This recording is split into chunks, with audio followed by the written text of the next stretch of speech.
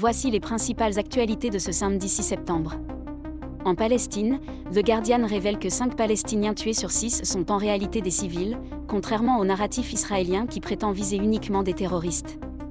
Dans ce contexte, le Japon envisage de reconnaître l'État de Palestine devant l'ONU le 22 septembre, malgré les pressions de Donald Trump.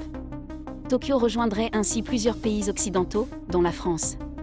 Face à ces potentielles reconnaissances, la panique gagne Israël. Le gouvernement de Benjamin Netanyahou envisagerait même de fermer le consulat français à Jérusalem en représailles.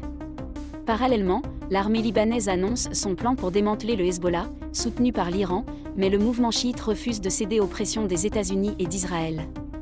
En Amérique latine, la tension monte encore entre Caracas et Washington. Les États-Unis ont déployé 10 chasseurs F-35 sur une base à Porto Rico, après un vol jugé hautement provocateur de l'aviation vénézuélienne autour d'un navire américain. Donald Trump envisagerait même des frappes contre les cartels sur le territoire vénézuélien. De son côté, Nicolás Maduro affirme que rien ne justifie un conflit militaire, tout en rappelant avoir armé 4,5 millions de miliciens en cas d'escalade.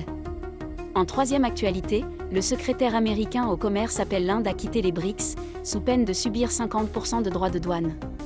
Une déclaration qui illustre la crainte de Washington face à cette alliance économique dominée par la Chine, la Russie et l'Inde. Elle survient quelques jours après un sommet à Pékin, où les BRICS+ ont affiché leur unité face à l'Occident. Enfin, en France, un nouvel outil stratégique a été inauguré, le supercalculateur militaire du Mont Valérien.